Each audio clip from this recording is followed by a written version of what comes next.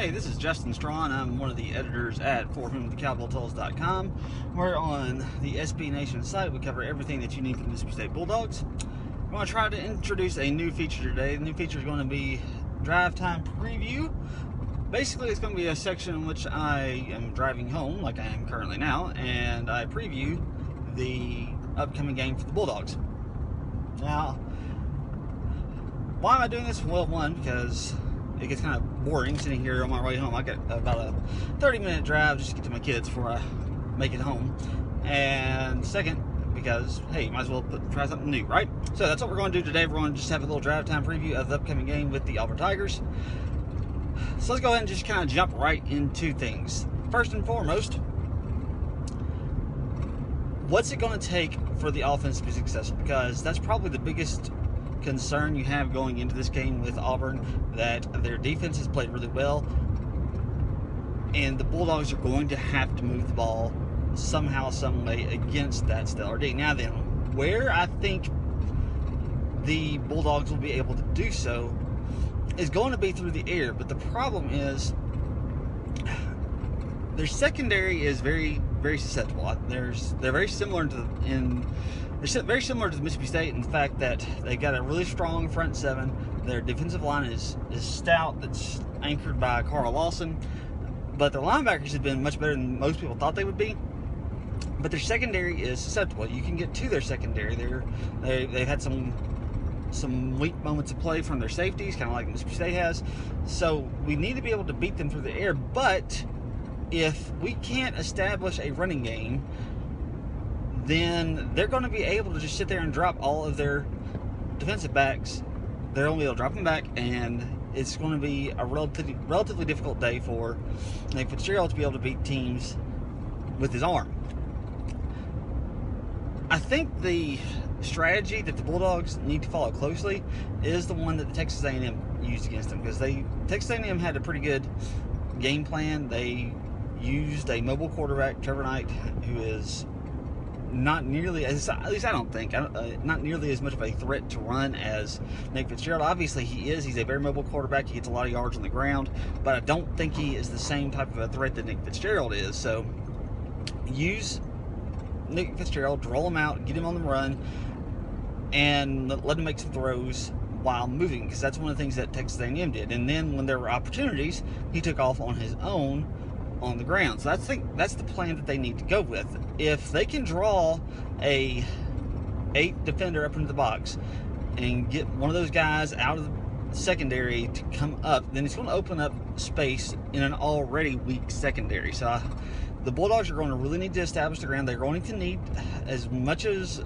I'm afraid it's not going to happen, they need to get Shumpert and Williams more carries this time around than do Brandon Holloway. Brandon Holloway is not going to do us any good running the ball against this team. Now, he could do some good in the passing department, maybe starting off in the backfield, do some running back screens, do some jet sweeps, things like that. But as always, he's just not going to help us if we're running the ball straight at the middle of Brandon Holloway. And this game will probably be even worse than some of the others, because that defensive line will just eat him alive. So that's the big thing I think that the offense has to do to be able to move the ball down the field. They've got to be able to throw the ball a little bit. Because one problem that Fitzgerald has is he overthrows his deep balls. If they can get a safety or a defensive back to go up into the box, get that 8th man into the box, then he doesn't have to make real deep throws. He can start throwing the ball 10 or 15 yards down the field, which isn't that much more difficult than the short yardage passes, which he's shown that he can make. So they've got to do a better job of getting the ball down the field, because if they try to take some deep throws, he's probably going to miss more of those than he's going to make. He's shown that already. He just has a tendency to overthrow the ball.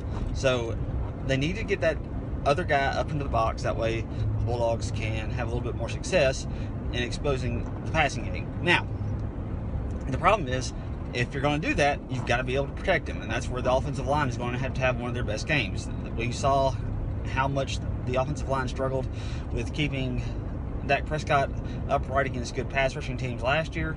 I don't know that Auburn is as good as Alabama or Ole Miss in that regards, in terms of, or Texas A&M or LSU, in terms of being able to rush the passer. But they're going to be good. So that's the one thing that they've got to do. Now, defensively, the Bulldogs are going to have to make Sean White throw the football. Kerryon Johnson has shown that he is a good back in the SEC.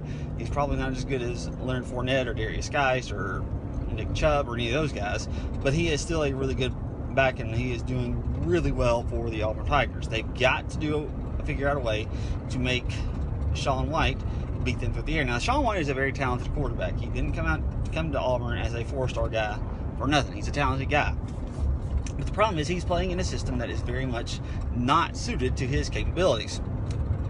So, they've got to make him throw the ball and throw the ball down the field, because this system does not work for him. It's very much similar to the situation that the Bulldogs had in 2012 and 2013 when Tyler Russell was headed out there.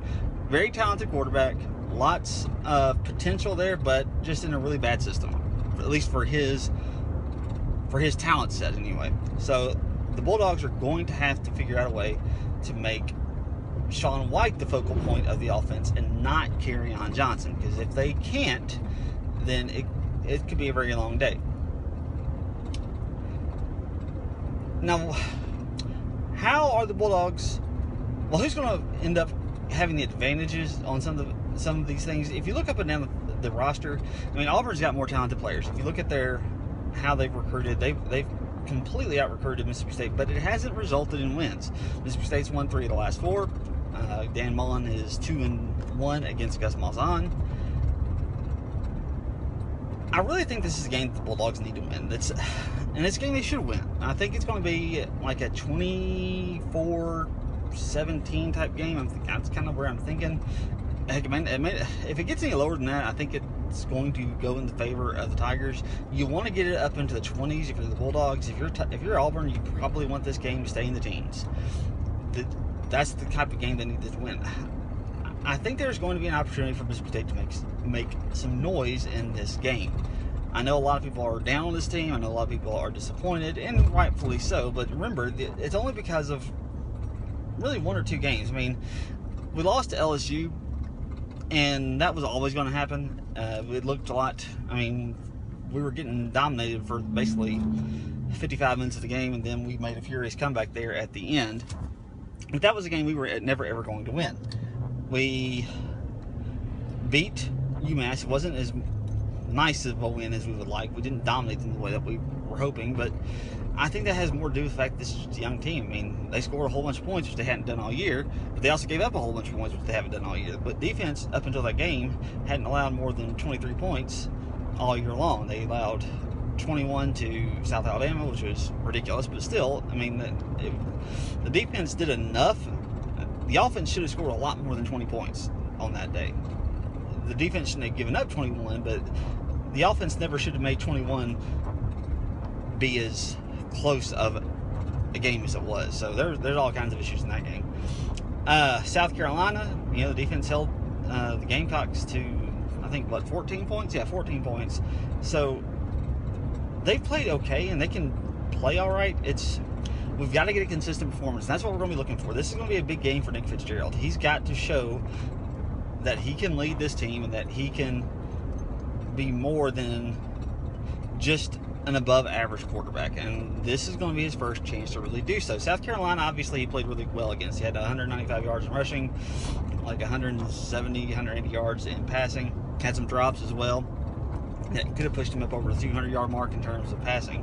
But I really honestly believe that this is a game where it's going to come down to if he executes the offense and he does what he's supposed to win this game. I really do. I think that's going to be the telltale sign for the Mississippi State Bulldogs this weekend when Auburn comes to Davis Wade Stadium. We need a big performance from Nick Fitzgerald. If we don't get it, it could be a long day in Starkville, which will end up being a long season. If we win this game, then you're okay. You probably feel pretty good about going to BYU and winning that game. You should feel good about going to Kentucky, winning that game, and then having Samford come in and taking care of business there. If you lose this game, well, you probably don't feel real good about another game until you get to that Samford game.